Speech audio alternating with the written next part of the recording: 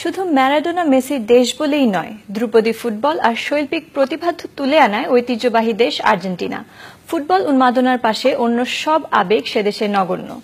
ঢাকায় Argentina Nigeria ম্যাচকে সামনে রেখে আমাদের বিশেষ আয়োজনে আজ থাকছে বিশ্ব ফুটবল ঐতিহ্যের সমৃদ্ধশালী দেশ আর্জেন্টিনা এবং সে দেশেরই দুই মহাতারকা ম্যারাডোনা মেসি প্রসঙ্গ।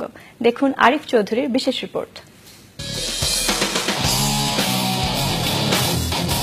বিশ্বকাপে দুবার চ্যাম্পিয়ন, দুবার রানার আপ, কোপা আমেরিকার 14 বার শিরোপা জয়, অনূর্ধ্ব 20-এ 6 বারের বিশ্বসেরা, কনফেডারেশন কাপে একবার শ্রেষ্ঠত্ব, অলিম্পিকে দুবার স্বর্ণ জয়। ব্যাস এটুকুই আর্জেন্টাইন ফুটবল সাফল্যের হাইলাইটস। তবে ল্যাটিন আমেরিকার দেশটির ফুটবল ঐতিহ্য অতি পুরনো। 19বিংশ শতাব্দীর শেষ দিকে সেই যে ফুটবল মাঠে গড়িয়েছিল, সেই ফুটবলই এখন আর্জেন্টিনার শীর্ষ খেলা। প্রথম আন্তর্জাতিক ম্যাচে প্রতিবেশী উরুগুয়ের বিপক্ষে জয় দিয়েই যাত্রা শুরু করেছিল নীল সাদারা। ফিফার হিসেবে প্রায় ৩,৩৭৭টি ফুটবল ক্লাব এবং ৩৭,০০০-এরও বেশি ফুটবল অফিসিয়ালস আছেন আর্জেন্টিনায়। ৩.৫ লাখ রেজিস্টার্ড সহ বর্তমানে প্রায় ২৬ লাখ ফুটবলার আছে সেদেশের ফেডারেশনে। তবে লাখো ফুটবলারের ভিড়ে নিজেকে আলাদা করে চিনিয়েছেন হাতে গোনা কজন।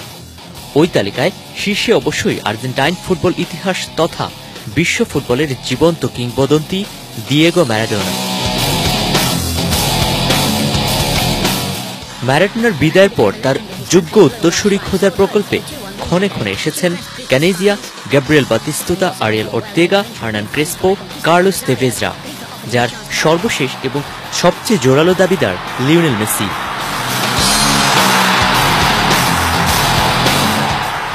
অনেকের মতে ম্যারাডোনার বিদায়ের পর 10 নম্বর জার্সিটার মাহাত্ম্য ফুটে উঠছিল না আর্জেন্টাইন ফুটবলে। তবে ভেরন ওর্তেগার রিকুয়েলমের চেয়ে মেসি ভালো বোঝাতে পারছেন জার্সি নাম্বার 10-এর মর্যাদাটা। তাই কারো কারো ভাবনা ইতিমধ্যেই ম্যারাডোনাকে ছাড়িয়ে গেছেন মেসি। তবে ভিন্ন মত আছে।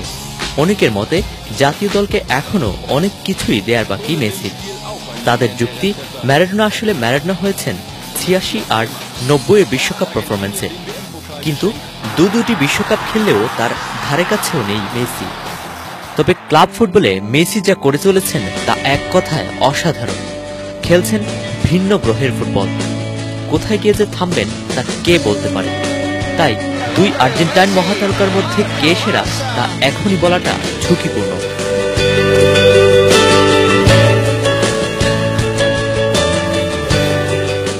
90-এ ইতালি বিশ্বকাপ মাতানোর পর এদেশে তার কোটি ভক্তের কথা জেনেছিলেন আর্জেন্টাইন ফুটবল ঈশ্বর।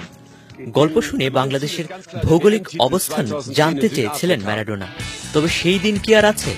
সময় এগিয়েছে। ১.৫ যুগ পর এবার ম্যারাডোনার যোগ্য উত্তরসূরি লিওনেল মেসি আসছেন ঢাকায়। বঙ্গবন্ধু স্টেডিয়ামের সবুজ ক্যানভাসে নেমে ফুটবল উন্মাদনার বাংলাদেশি রূপটা খুব কাছ থেকেই দেখে যাবেন ফুটবল জাদুকর।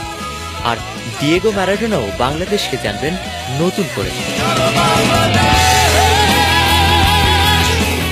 Arif Chowdhury, sports desk, channel I.